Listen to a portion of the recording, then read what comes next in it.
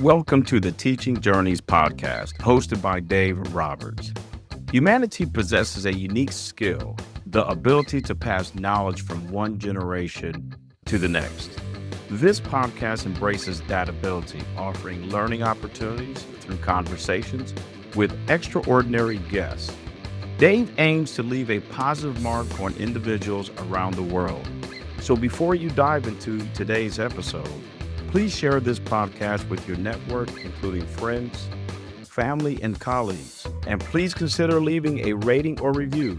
Your support makes all the difference.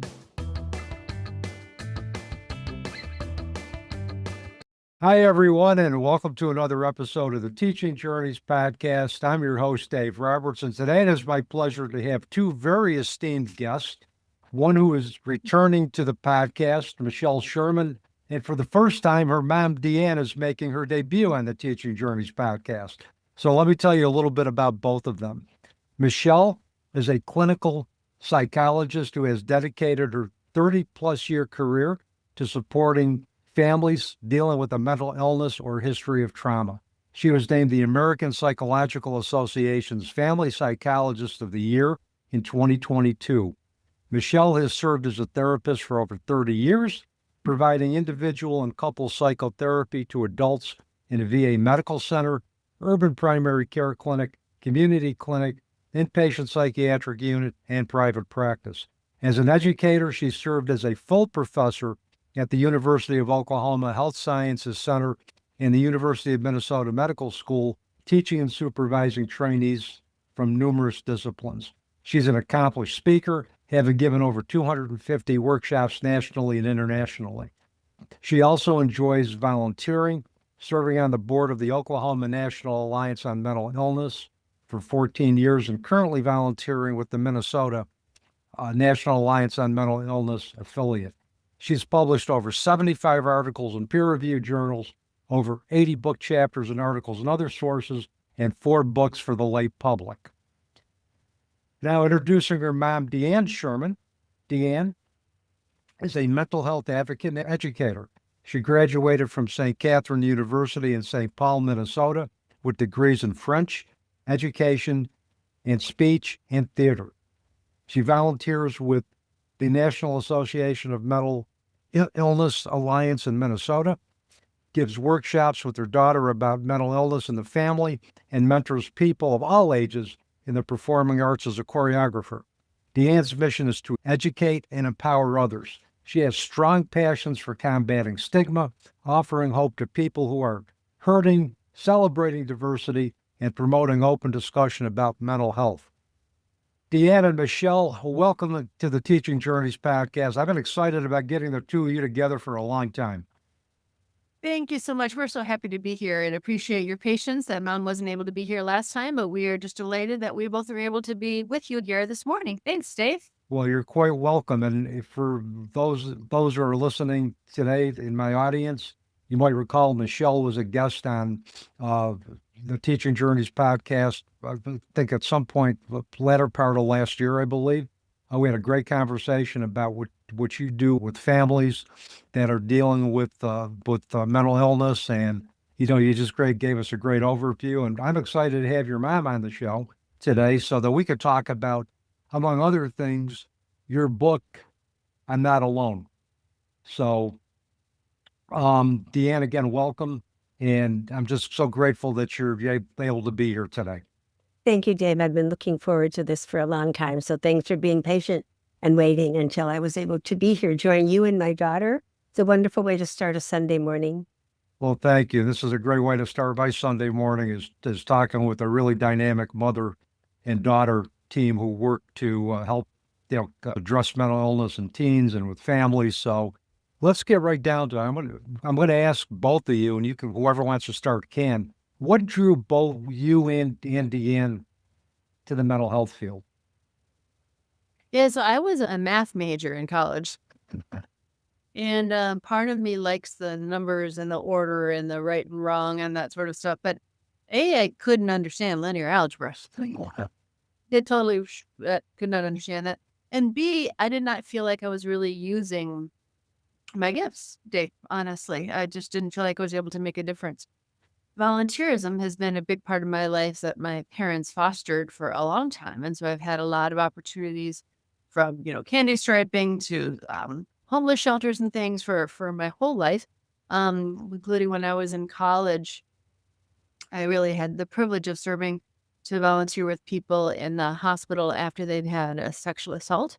I started a sexual assault support group, and so was able to do a lot of things. I'm like, okay, I think I like this. And so I ended up pursuing psychology and never turned back. The ability to use my psychological services and ideas in a lot of different ways. Now I'm just restarting volunteering with the American Red Cross to help people after disaster sort of stuff. So the ability to use that in a variety of ways has really been meaningful for me. Not that I don't use my math major ideas sometimes, certainly can be helpful with statistics and things, but that's my path. So, Mom? My path began in 2004 at the lake where we go every year on vacation. And I was in the living room of our little, cabin, a beautiful lake in northern Minnesota. And Michelle walked in the room and said, Mom, you want to write a book with me? And I said, honey, I'd love to do anything with you, but what did you just...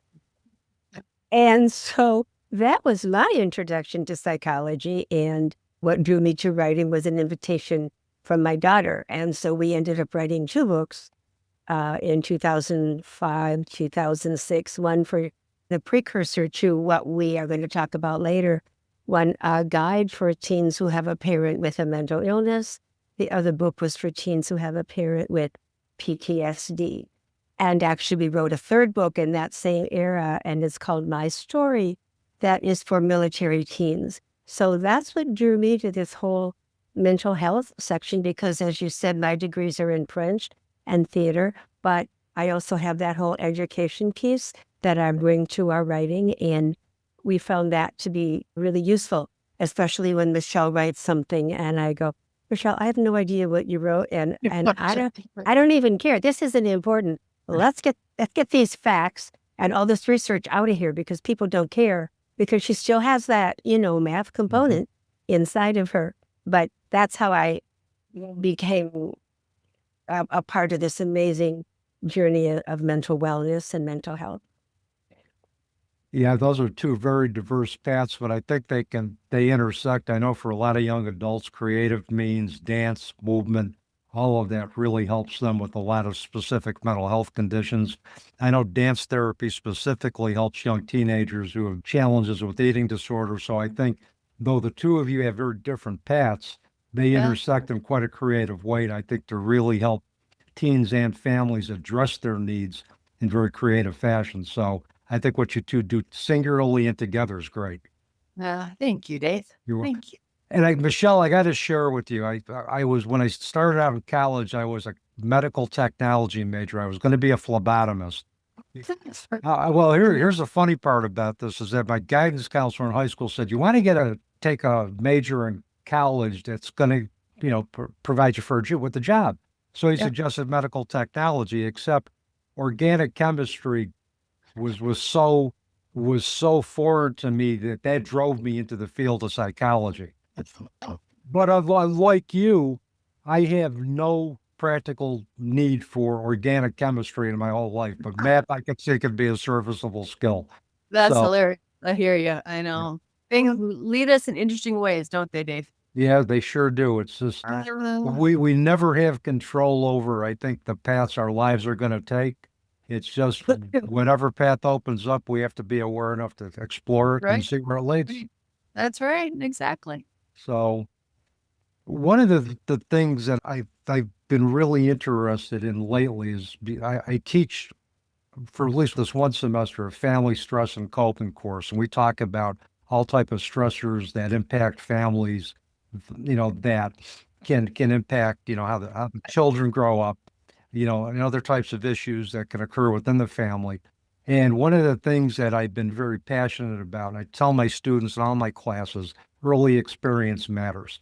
Adverse childhood experiences, the sooner that there's early intervention with those experiences, the sooner families and individuals can reclaim the narrative. So I was extremely interested in terms of talking with you about I'm Not Alone. So tell us a little bit about your book, I'm Not Alone, which the full title is I'm Not Alone, A Teen's Guide to Living with a Parent Who Has a Mental Illness or History of Trauma.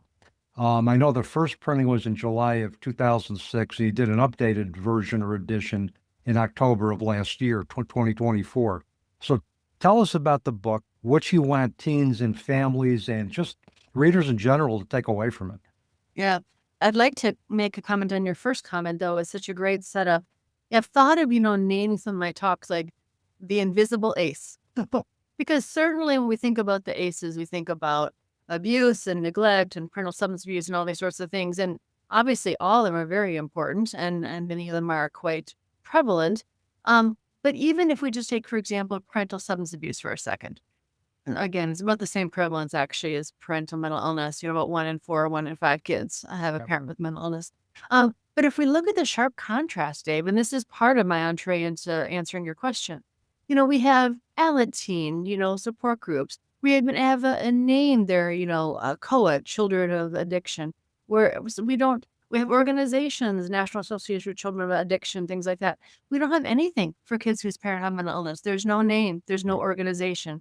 There's certainly no support groups in the United States for them consistently. So to us, a large part of why we wrote this first book and then revised it in last year, as you said, was because there is a huge gap in resources. There are books for the person with the illness, there are books for family members, but there really aren't any books for these young people. And so we are very passionate about trying to raise awareness of this ACE, of this adverse childhood experience, not only to help them be identified, help them be seen, help them be known, but also, as I hope we'll get a chance to talk about today, the science of prevention resilience is rich. There are a lot of things that we can do to help these young people. We do know, of course, the research shows, particularly with parental depression, bipolar disorder, there is about a 50% chance that the child will develop some sort of mental illness, lifetime prevalence. But that's only 50%. With parental psychosis, it's about 20% chance that the offspring will develop an illness at some point in their lives. But that's not 100%. Okay. And so there are certainly many things that we know about how to support these children and families. So how can we identify? And how can we either do prevention or early intervention? That's a huge part of our passion and drivenness for working in this area. Mom, do you want to make any comments about kind of your thoughts of why this is important? Because I don't think there was anything else out there. There Okay. wasn't anything else there in 2005, 2006. That's why we wrote it.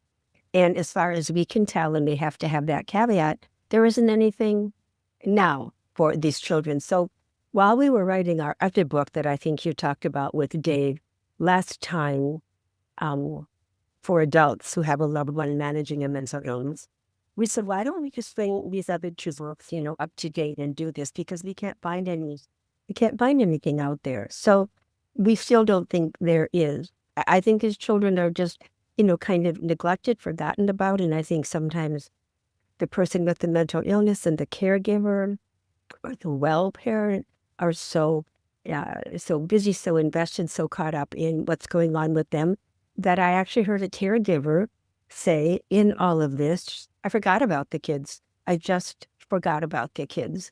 And I think a lot of areas do, whether they're teachers, and Michelle, you've said in a class of 30, maybe there would be 6 or 7 students who have a parent managing a mental illness. But of course, the kids hide this.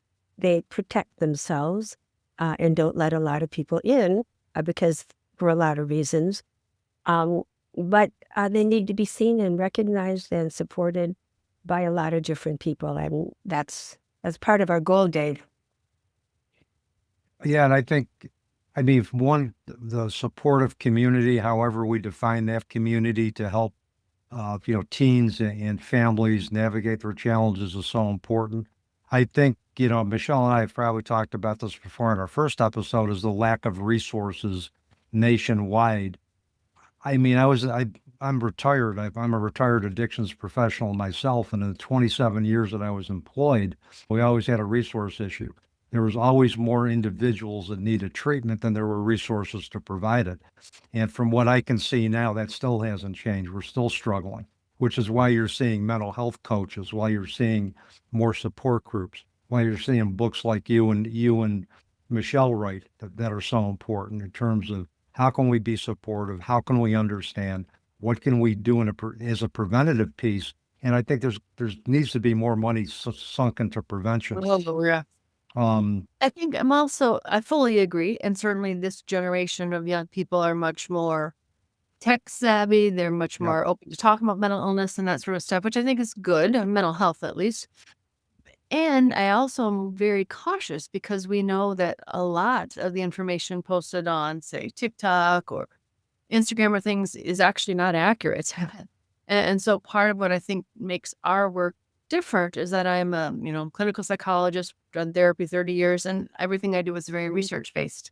And so Yep. people can trust that what they get from us is going to be based in science, as opposed Yep. to, again, when the research studies found that about half of the stuff in this study on TikTok had inaccuracies. It was providing Yeah. wrong information. So we have to be careful. DeAnne, did you want to add anything to that? No, I think my daughter did a great job. And Mom, why don't explaining you it. comment on our process? We thought it was going to be really easy to update, and then what happened? I'm not alone from version 1 to version 2. Well, we thought we would just, update a couple things, add a few, quotes, change some of the little graphics that we had. But my goodness, we had to rewrite the whole thing. A lot has changed, Dave, in 20 years, including our readers. They know, like Michelle was just saying, they know a lot more about mental health. They talk about it with all the crises that are happening in the world. They just have to talk about it. And the counselors that come to school to support the students. So they're just a lot more aware, plus the whole stuff online, which Michelle said is good and not so good.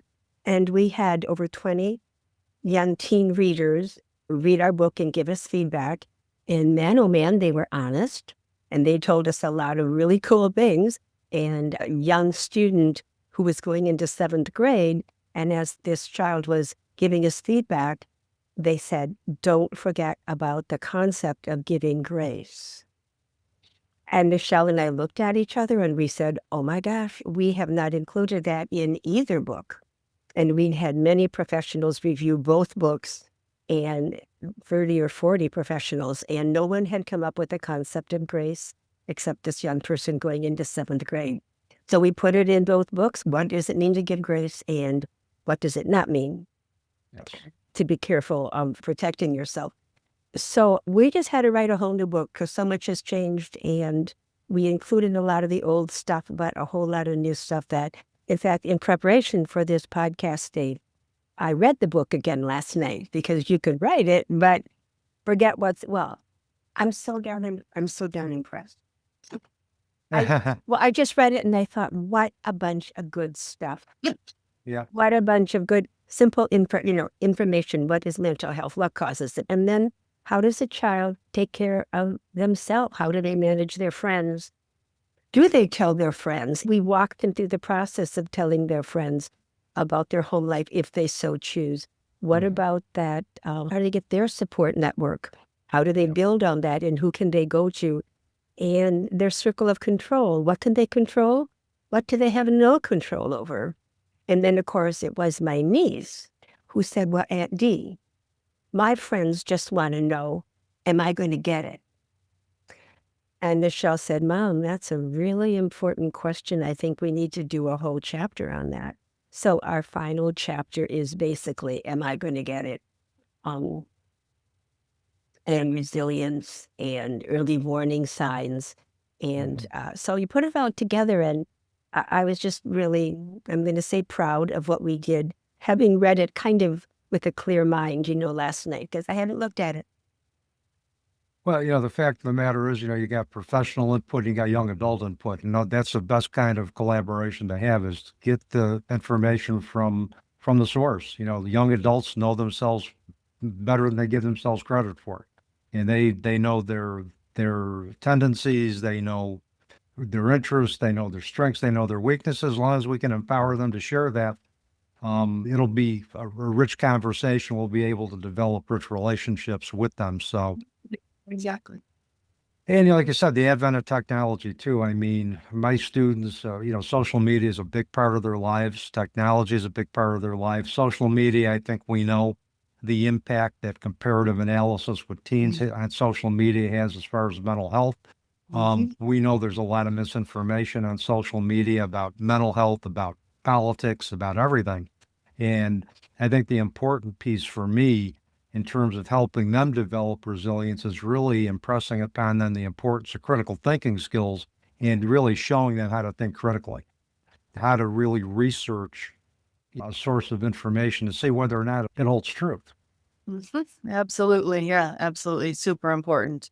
Mom, I really liked your summary, and you kind of summarized the book too. So that was really great. And then talked about this really new section that, the science of prevention is real. I mean, there really is a lot. And actually, just very interestingly, I've come across two studies just in the past week, one from Taiwan and one from Sweden, where they actually are required by the government to have annual kind of physical health assessments and mental health assessments and things.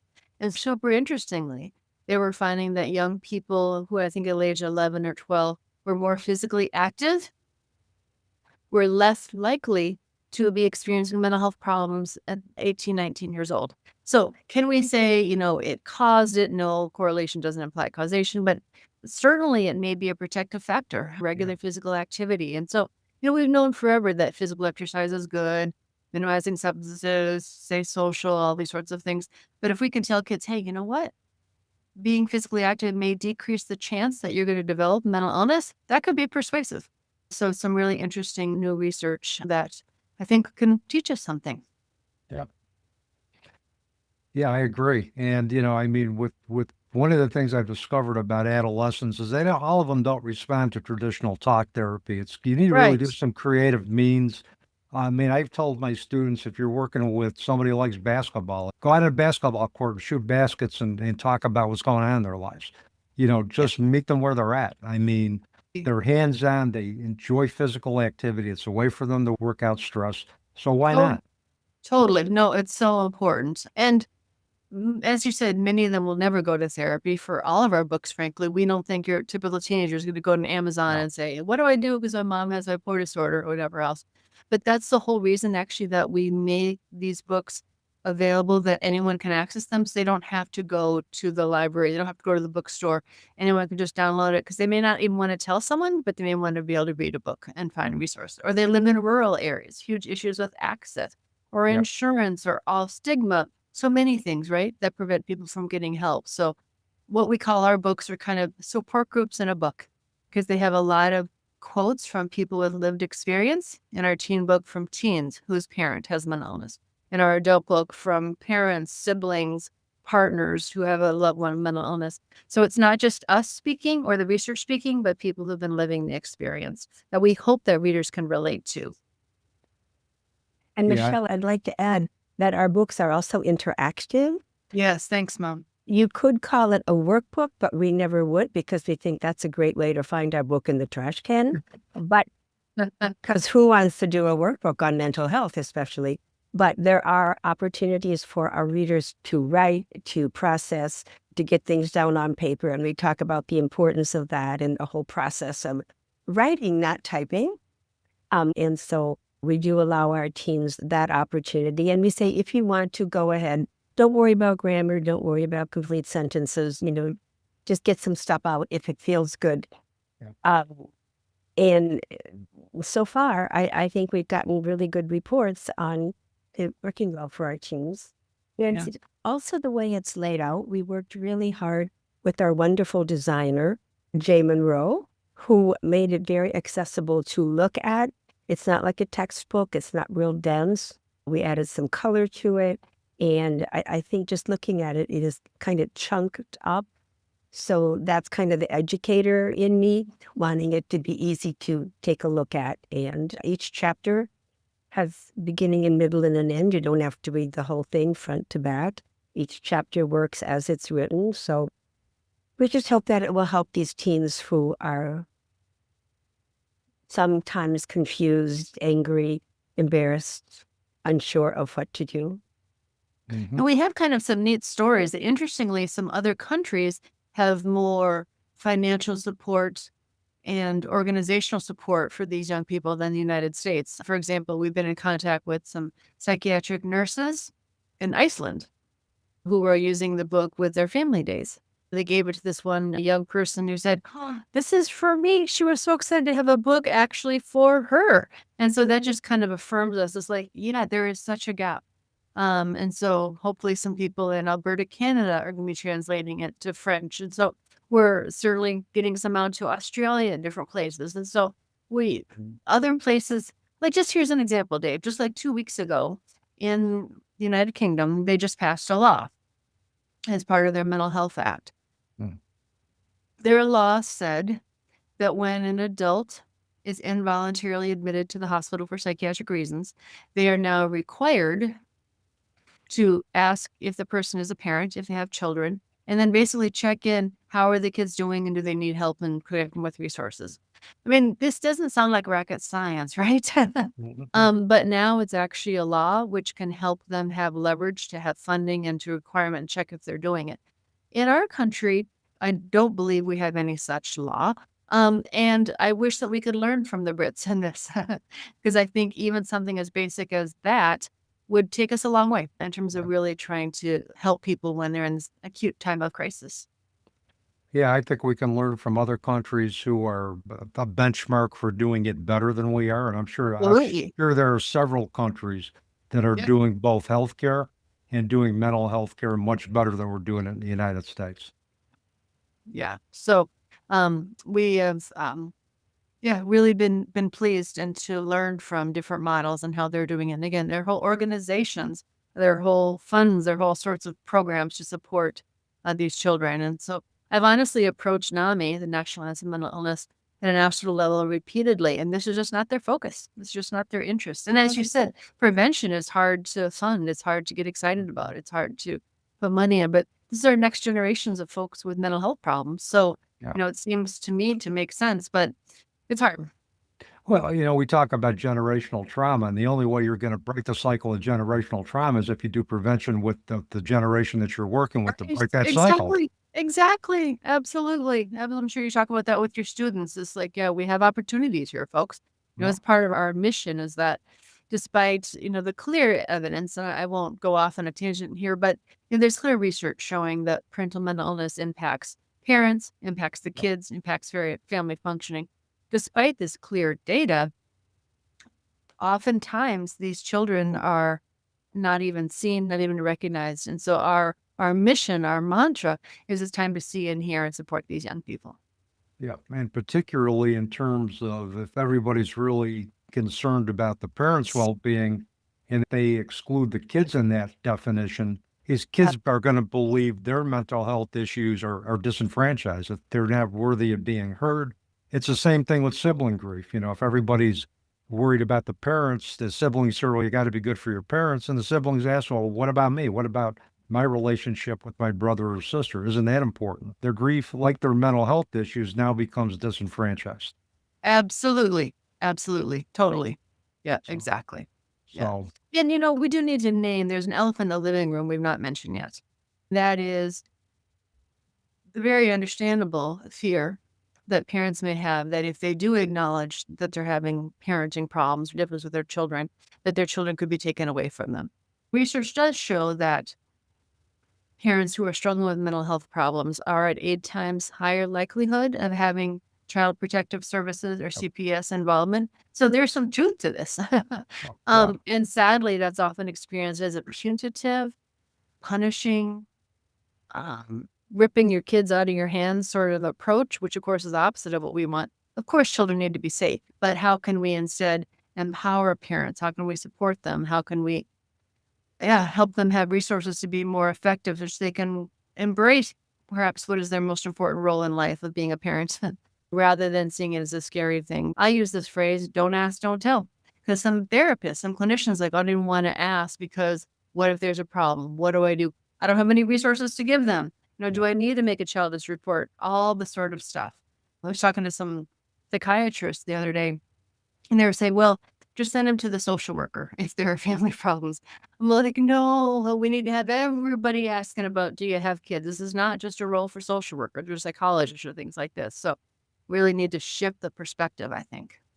Well, I think we have to have many individuals in the United States or communities buy into the fact that it takes a community to take care of a child's and a family's Absolutely. mental health. It isn't just one person. It's Absolutely. everybody is responsible. Everybody is vested in that family's well-being. And it would be even nicer if that community professionals talk to each other. It doesn't Yeah. happen very often either because we have siloed healthcare, right? Yeah. So Yeah, the concept of interdisciplinary tends to have different meanings, and we are not as interdisciplinary as we think we are. And I mean, certainly some places like the VA, I worked in the VA a long time. That was a great opportunity of people literally Mhm. interdisciplinary and working together. You Yeah. didn't need a release because they're part of the VA system. They're down the hall for a year in there. Not that the VA system doesn't have some challenges, of course, but there are systems such as that, or Kaiser, that has a Yeah. large integrated healthcare system that can really do that. That's not everybody's experience for sure. It's not most No. people's experience, I would say. No. And if we're going to improve the physical and mental well-being of everybody in this country, we need to take an integrative approach. Wow. I agree. It's hard having worked in integrated care for 7 or 8 years. It's hard to have funding, Yeah. to integrate mental health in that. And so we got to find a way to make that work financially. Yep. Yep. We're getting a Yep. little off topic, I know, but No. all this I think goes together, and I fully agree. Everybody needs to see themselves as a family champion. Yeah, you don't have to be an expert in family therapy. Fine. But we want every person to even ask, do you have kids? How are the kids doing? Some basic questions such as that. Yeah. And like I Yeah. said, that's why I love what UK is doing. It's like they have to ask, do you have kids? Yep. How are the kids doing? How can we connect kids with resources? Yeah. It sets a definite message that mental illness is truly a family disease. Yes, exactly. Absolutely. Because it is. Absolutely. Yep. So, like I mentioned prior, didn't get a chance to read your book, but I am going to read your book and share some information down the road once I get done reading it. But I know in your book, you have a section on how teens can manage their own risk and build resilience. So talk about what it looks like for a teen to manage their own risks, and what are some ways that teens can build resilience in a situation where parents are struggling with mental illness or any other form of trauma. Do you want to start, or would you like me to? Why don't you? I'm looking at that chapter right now. Excellent. Go right ahead. All Take right. it away, So some of Michelle. the things you think. Learn from a reputable source about mental illness. Just because you feel anxious before having to give a speech does not mean you have a mental illness. So let's Yes. not over pathologize everyday emotions. So learn about mental illness. It's great to have ongoing relationships with healthcare providers who can monitor over time and be able to monitor or watch for things. Be aware of early warning signs. Certainly things that are severe, such as if you're hearing voices, you're having thoughts of hurting yourself or things, these are severe sorts of signs that you want to get help quickly. But other things, having a hard time sleeping or not having much appetite or withdrawal or things like that, just monitoring them and having someone that you can talk to about those things. As Mom said earlier, focusing what you do have control over rather than what you don't is huge. And then we have a list of about 5 things. Mom, do you want to share those 5 things that we talk about that are especially helpful? I think you just talked about them. Learn about mental illness. And then the next one is in terms of lifestyle behaviors. Be aware of early warning signs and don't overinterpret. Seek help early, which you just talked Yeah. about. And And then, make healthy lifestyle yes, choices. And I said to you, Michelle, we can't say get exercise, get enough sleep, and eat healthy. Everybody knows that would be insulting to our reader. So we kind of phrase it around research shows that, and you being such a researcher, like we said, we know you know this, but research actually says this is incredibly important. And we do have a sliding scale for them to write how much exercise are you getting, what are you getting enough sleep, so they can actually put on paper how they're responding to that. And then after you take a look at that, are you ready to make a change? Are you ready to do something differently than you're doing now? Be more active, reduce your or avoid alcohol, drugs, and building resilience to cope with challenges. And kind of in a nutshell, we have 5 little boxes here that talk about relationships, how important it is for them to be social, to accept all of their feelings. They're not good or bad, but they tell us important things, to make those lifestyle choices we just talked about. Activities and schedule, make sure you make time to play, to relax, to study, and your mindset, how you can give yourself good messages and good self-talk, how important that is. And we tell these kids you're going to be okay. You've got people to support you. You've got resilience, and take good care of yourself. We hope that helps.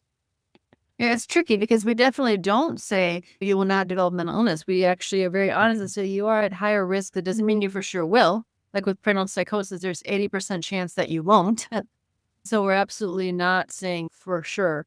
We're honest, but we try to be very empowering and say lots of things that you can do. The other thing that I know we wrote, but I'm not sure we've said yet today, is the incredible importance of having at least one person that you can count on. Having a person maybe outside the family, given that the family system may be so focused on that, but being a neighbor, an aunt, coach, choir teacher, whomever, someone that you can really count on and talk to.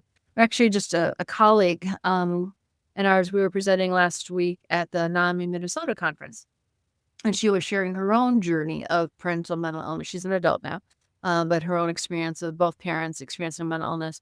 And what she says very openly is, if only I'd had somebody, if only I had some adult outside to walk through this journey with me, what a difference that could have made.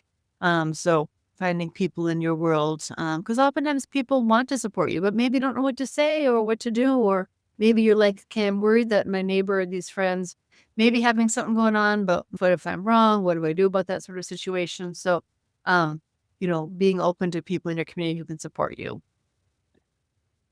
Well, and I think having somebody outside of the family, particularly if they've come from a different family system that Yeah. models healthy dynamics, can really give that individual who's coming from an unhealthy situation another frame of reference. Absolutely. And, I've talked to individuals who came from unhealthy family situations, and they avoided a lot of the dysfunction, and they were able to break through some of the rules because they had a healthy alternative. They had somebody in their support network who was showing them, hey, there's a different way. And I think to dovetail off of what DeAnne said, they were ready to change. They were motivated for a different perspective, and they took it and ran with it. Absolutely. Yep, exactly. And so people, teens, kids respond in lots of different ways. And some of them is that connecting with external supports, seeing their other options and getting support outside. Some don't do that, right? Some become more enmeshed with the family and get parentified, try to take care of their parents. Some get angry. Some people do all sorts of different things. But yeah, I think what you said is a nice way. It's tricky, right? It's like how, even for adults, how do I maintain connection and care, yet simultaneously take good care of myself? And same thing for kids, right? We don't want kids to feel responsible, but I do think kids often want to find a way to show their parents that they love them. Can they send them a funny meme? Can they grab their favorite candy bar at the store? Can they play with their brother or sister, take the trash out without being asked? Can they give a snuggle or a hug? These sorts of things that it's like, there are ways you can show your parent that you care, and it's not your fault. And it's not your responsibility to fix them. These are hard concepts. It is. Even with the young adults who are in relationships that they are being abused in, that they are being taken advantage of, they'll stay longer than they should because they figure my love is going to fix this. But I tell my students, you're not going to fix anybody that doesn't want to be fixed. Right. So all the love in the world isn't going to fix them. So Exactly. if it's no longer serving you, as painful as it may be, just walk away from it. But if long term, it may be more painful for you staying in it than walking away from it. Yeah, really hard, really, really hard.